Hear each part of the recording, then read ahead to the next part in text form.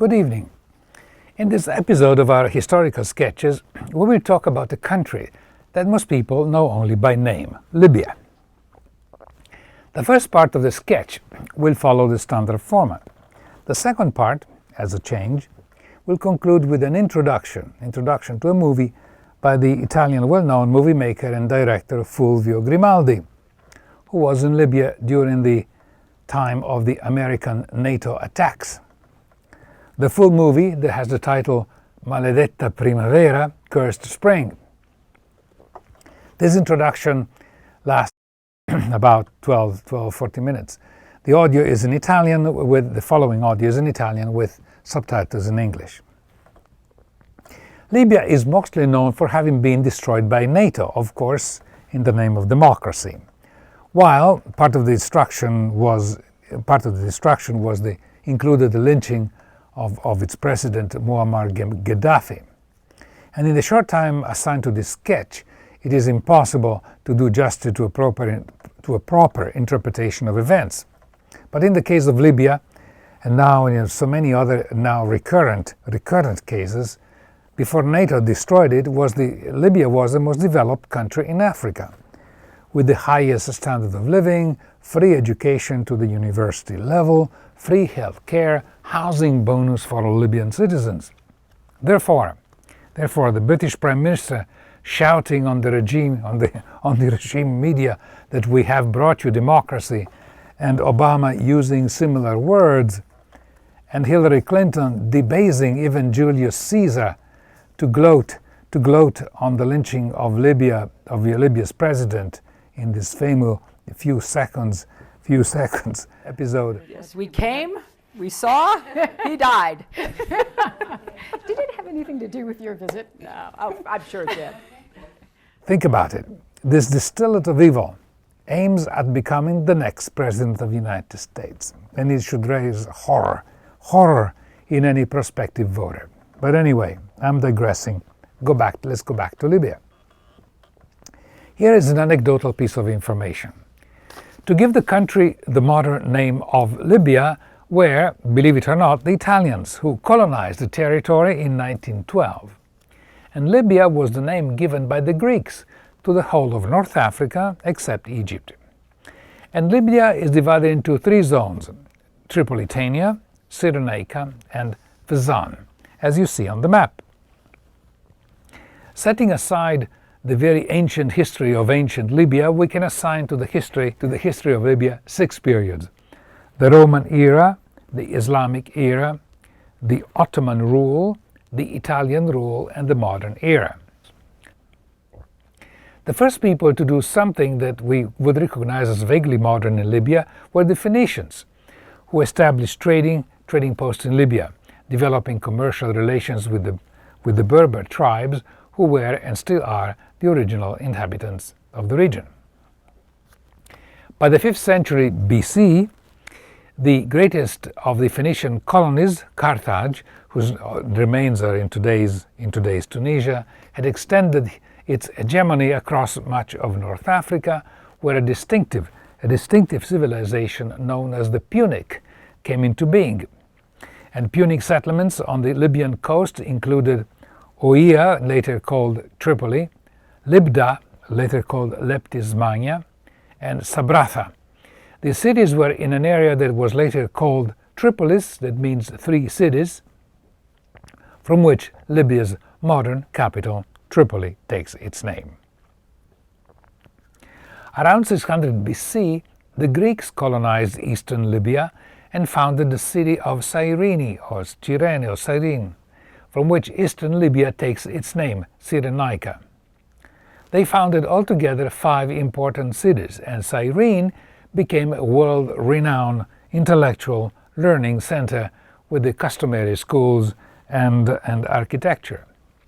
The most lingering evidence of this is the Temple of Zeus.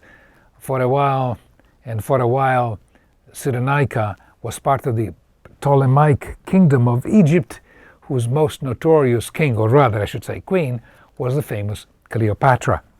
In the west, after the fall of Carthage, the Romans took over. In the east, after a peaceful transition from the Greeks to the Romans, the Roman created a province out of Cyrenaica and the island of Crete together. Tripolitania achieved its maximum splendor in the 2nd and 3rd century AD, and again, lingering architectural evidence can be seen in the Arch of Septimius Severus.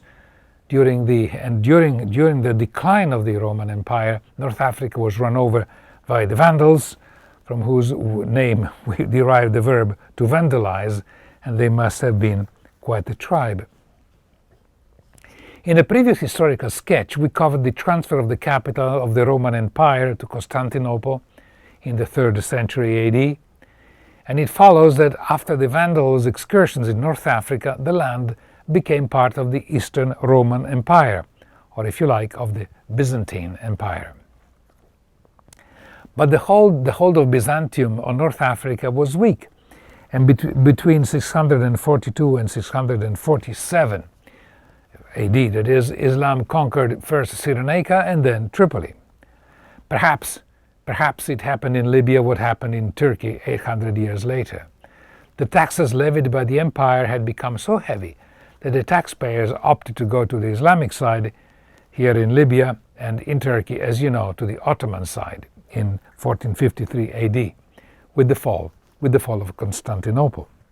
As a curiosity, the first mosque in the Sahara was established in the oasis or compound of Awila in the southeast of today's Libya. There followed centuries during which the government of Libya was held by the caliphs of Damascus or of Cairo or of Baghdad. A name that may ring some bells was the name of the house of the Fatimids, whose capital was first in Tunisia and then was moved to Cairo. At one point, the Fatimids ruled most of the whole of North Africa and even Sicily. They claimed to be descending from Fatima, the daughter of the Islamic prophet Muhammad, and therefore they were Shiites. And perhaps it may be appropriate at this point to define once more the difference between Sunnis and Shiites. Name that, for reasons that are more an excuse than anything else, these names are used to cover up stirring divisions, slaughter, and mayhem in the tortured countries of the Middle East. The split between Sunnis and Shiites came originally from the dispute over who should be the leader of Islam after the death of Muhammad. The larger group, the Sunnis, argued that the successor should be appointed by election or consensus as tradition dictated. In fact, Sunni, the name Sunni, comes from the Arabic word sunnah, which means tradition. The smaller group believed that Muhammad's successor should come from his family, starting with Ali, his son-in-law. And these partisans of Ali, were named from the Arabic name Shia, meaning partisan in Arabic. So tradition and partisanship. The defeat of the Shiites by the Sunnis is thought to have determined some of the characteristics, attitudes of the two groups.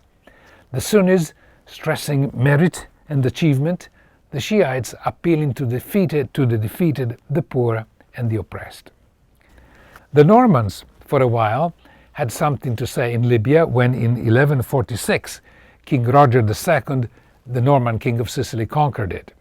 Then Libya was for a time conquered and administered by a dynasty of Arab rulers out of Tunis called the Hafsids, who remained in power for 300 years. Eventually the Ottomans, after taking Istanbul in 1453, extended their dominion over Libya as well, conquering Tripoli in 1551. The Ottomans had their own names for the key administrators in the lands they conquered. So you may have heard of the term bey, meaning approximately chieftain. So the Ottomans established a bey in Tripoli and in Benghazi. Eventually, the bey of Tripoli was promoted to the rank of pasha, another familiar word whose root means prince or governor.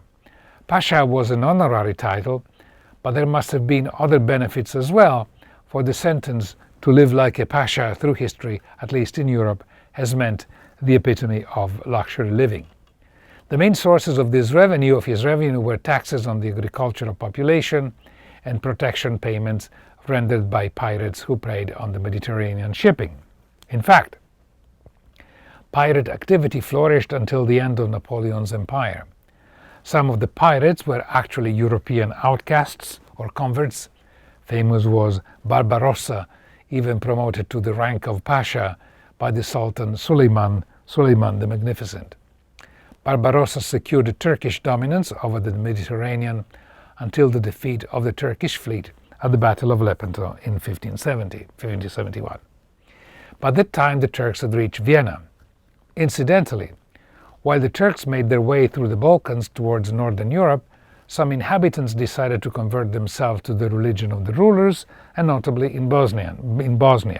And this is why a little country like Bosnia, you have Christian Orthodox Bosnian, Serbs, Christian Orthodox Bosnia, Christian Orthodox Serbs, Catholic Bosnian Croats, and Muslim Bosnians. North Africa, though nominally under Turkish rules, was a subject of various coups d'etat, one of which brought to power a Turkish officer by the name of Ahmed Karamanlis, who ruled from 1711 to 1835. In the 19th century, Libya and the rest of Africa became theatre of colonial interests and disputes among the European powers, old and new, including Italy, which became a nation only in 1861. In 1912, Turkey ceded what is today Libya to Italy. The territory was split into two colonies, Italian Cyrenaica and Italian Tripolitania, run by Italian governors. Some 150,000 Italians settled in Libya, constituting roughly 20% of the population. In 1934, Italy applied the name of Libya to the three areas, as I said before, Tripoli, Benghazi, and the Fezzan. It was not an easy colonization, and resistance was fierce. And after World War II, in 1951, Libya declared its independence as the United Kingdom of Libya, a constitutional and hereditary monarchy under King Idris. In 1959, a group of military officers, led by Muammar Gaddafi, launched the Libyan Revolution.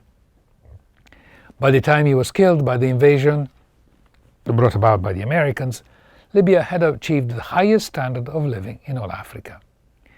And here is a section or a trailer of the movie by director Fulvio Grimaldi, who was in Libya when the US started bombing and Gaddafi was assassinated. Primavera prende lo spunto nel titolo da quella che tutti conosciamo come Primavera Araba, che poi è stata una grande mistificazione, perché se per alcune parti Egitto, Tunisia, si è trattata di una vera primavera, nel senso di una rivolta di popolo contro dei tiranni al servizio dell'Occidente, dei vassalli degli americani soprattutto, e in altre occasioni dove pure si parlava di primavera era semplicemente un complotto, sempre dell'Occidente, per destabilizzare governi che non obbedivano all'Occidente. Qualcuno dice Occidente. E questi erano la Libia e la Siria. La Libia è stata rasa completamente al suolo, la Siria è ancora sotto attacco da 4 anni e resiste. In precedenza c'era stata la distruzione completa dell'Iraq, che continua tuttora. In alcuni casi l'imperialismo ha agito in maniera diretta, come sull'Iraq nel 2003 e sulla Libia nel 2011. In altri ha utilizzato forze mercenarie surrogate, come attualmente in Siria e attualmente anche in Iraq, l'ISIS, Al-Qaeda, Al-Nusra, eccetera. Il discorso sulla Libia che ho fatto è quello che parte dalla primavera araba dell'Egitto e poi si trasforma invece in un complotto da parte di forze islamiste integraliste molto legate ai satrapi del Golfo, soprattutto al Qatar e all'Arabia Saudita, che iniziano una ribellione a Bengasi e si lanciano poi con il sostegno delle forze aeree della NATO, Italia compresa, contro il governo di Gheddafi a Tripoli.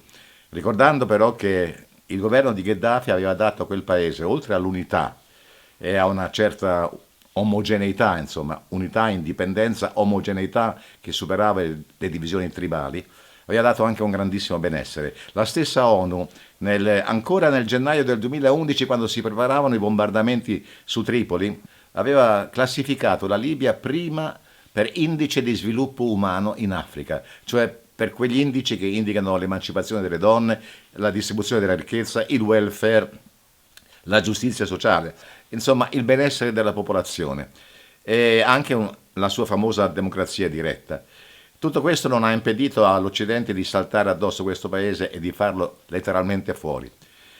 Il film finisce con il momento culminante dell'assalto a Tripoli, quando ancora la popolazione libica era tutta quanta schierata con Gheddafi e contro le bande di mercenari che avanzavano da Bengasi. Il discorso sulla Libia poi prosegue nel successivo film che ho fatto, che si chiama Armageddon sulla via di Damasco, dove racconto la conclusione tragica della Libia e l'orrendo linciaggio del suo presidente Muammar Gheddafi.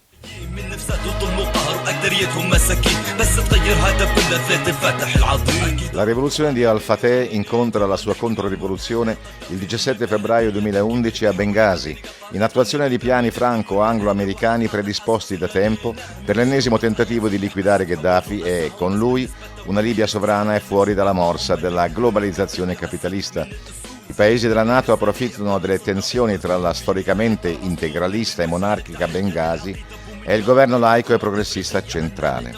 Istruiti da forze speciali e occidentali, i ribelli inalberano la vecchia bandiera monarchica di Re Idris. Si danno una specie di governo detto Consiglio Nazionale di Transizione. Questo per lungo tempo verrà riconosciuto solo da Qatar, Francia e Italia.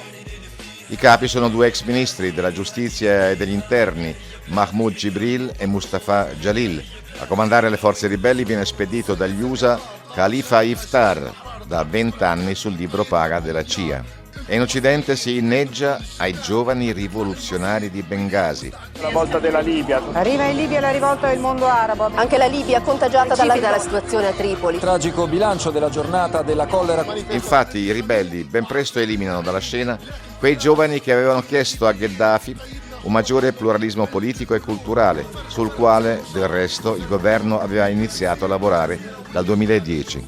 Approfittando della zona di non sorvolo ordinata dal Consiglio di sicurezza con la risoluzione 1973, i ribelli riescono a creare focolai anche nell'ovest del paese, a spingersi fino a Ras Lanuf e a impadronirsi di raffinerie e terminali petroliferi. Un'incauta ripresa di Al Jazeera svela la presenza, contro ogni dettato ONU, di teste di cuoio occidentali armate tra i ribelli a Misurata. Avvistata la telecamera, si dileguano.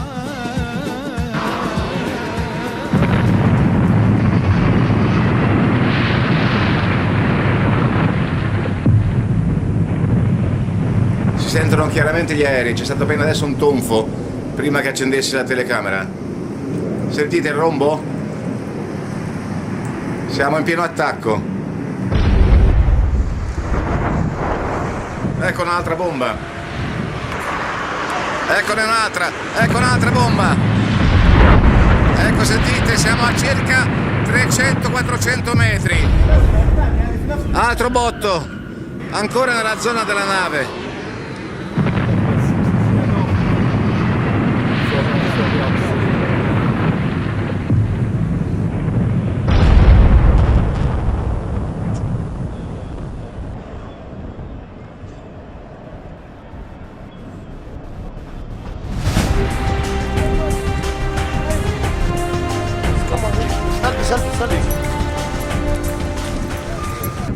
Ecco, siamo nel mezzo della zona dove è stata buttata la prima bomba, quella che ha provocato quell'incendio intorno alla nave. Siamo sulla banchina, dobbiamo portare queste mascherine perché altrimenti il fumo è tossico, forse anche di uranio, che ci sta circondando. C'è un odore acre, fortissimo, siamo pieni di ambulanze, abbiamo visto dei feriti portati via.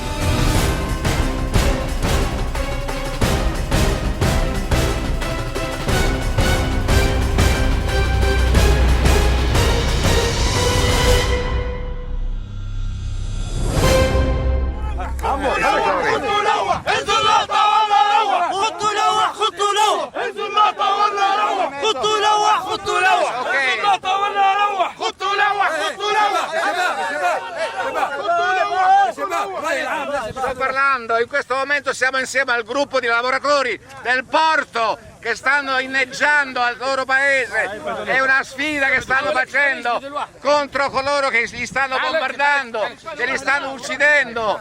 Non c'è un minimo di paura, c'è soltanto rabbia, c'è soltanto sfida a chi bombarda dall'alto, a chi protegge in questa maniera i civili. Questa è la reazione del popolo libico.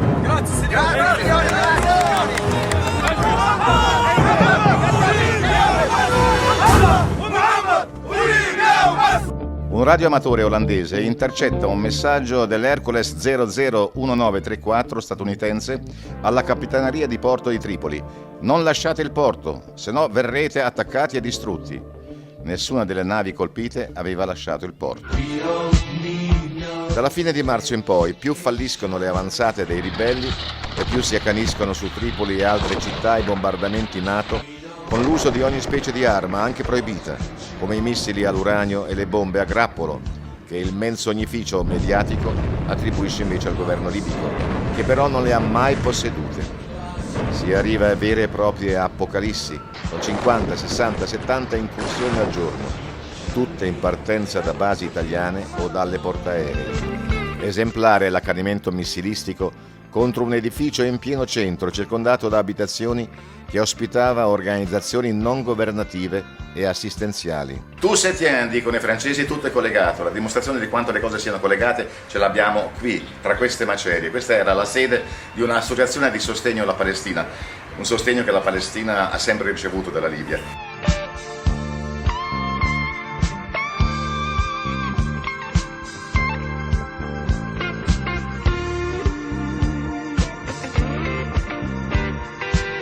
Quella scritta dice che questo è un istituto per bambini handicappati, disabili, bambini affetti dalla sindrome Down. Era un ostello, era una scuola, era un modo per curare, per assistere questi bambini. E qui mancano veramente le parole. Questo è un braccio di quell'edificio dove c'è anche la sede dell'Associazione per la Palestina e questo era il grande istituto per i bambini Down, per i bambini disabili. Il tentativo di ridurre la popolazione alla disperazione e alla resa si risolve nel suo contrario. La sfida di Gheddafi agli aggressori viene raccolta da almeno 5 milioni di libici su 6 che si riconoscono nel leader padre della patria e, dopo ogni bombardamento, migliaia di macchine strombazzano la loro sfida al cielo lungo il perimetro del cosiddetto compound di Gheddafi, ininterrottamente colpito dai missili ai fini dell'esecuzione extragiudiziale del leader.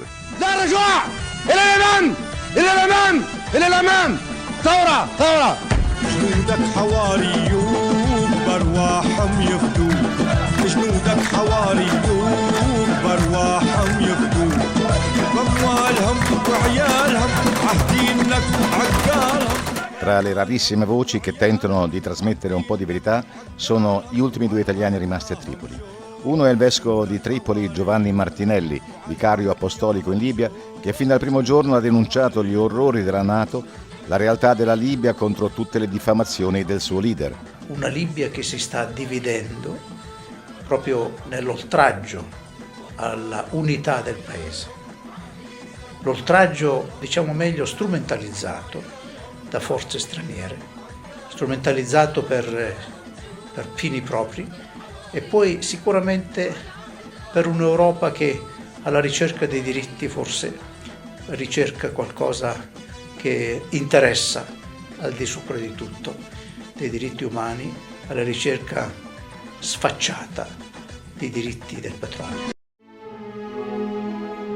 Questo è il campo rifugiati, profughi, che si trova al confine tra Libia e Tunisia, dove confluiscono le migliaia e migliaia di lavoratori africani a suo tempo ospitati in Libia, che avevano un lavoro eccetera, che adesso con la guerra, con le bombe, con la chiusura delle imprese sono dispersi. Effetto collaterale dell'intervento NATO, detto spudoratamente per salvare i civili dalle stragi di Gheddafi, che, come i satelliti spia rivelano, non si è mai sognato di bombardare la propria gente, sono i migranti. Presenti in 2 milioni con gli stessi diritti dei cittadini libici, perso il lavoro per la chiusura delle imprese in fuga dal conflitto, si ammassa una decina di migliaia nel campo profughi di Ciucia, al confine tunisino. Vengono tenuti ed esibiti lì per mesi per farne ricadere la colpa su Gheddafi. Molti di coloro che riescono a pagare gli scafisti annegano con le loro carrette nell'indifferenza dell'enorme flotta NATO che assedia le coste libiche o finiscono nei lager italiani, cornuti e mazziati dell'intervento umanitario. Qualcuno arriva a parlare di una vendetta di Gheddafi contro l'Europa. Nessuno ricorda che quei migranti, accolti a milionate dalla Libia e restituiti alla dignità, fuggivano tutti da paesi che il colonialismo prima e poi il neocolonialismo avevano depredato e ridotto alla rovina. Where is the organization for people to help these people? We are here about more than a month to stay in a dirty wife, in a dirty life, in a dirty sleep, in a dirty work, in a dirty food, dirty water. Where is the organization? We know that we are African men. I'm black and dirty people. What did you do before you came here? I am a teacher. You're a teacher? I am a teacher in Tripoli. Oh, and why did you leave your school? I leave the school because the bomb. Because of the bombs? Bomb from United Nations, from Europe, from NATO. This reason for us to be here, not Gaddafi. Can you tell me, was your life a good life as a teacher in Tripoli before? Yeah, it's a good life to be there. Did you have children? I have 3 children. They went to school in Tripoli? 3, yeah. Did you pay for the school? No. Did you pay for hospital? No. Farouk, why did all of this happen? Why do you think? All the way. Come here for petrol and money and their organization and their company to come here to cheat.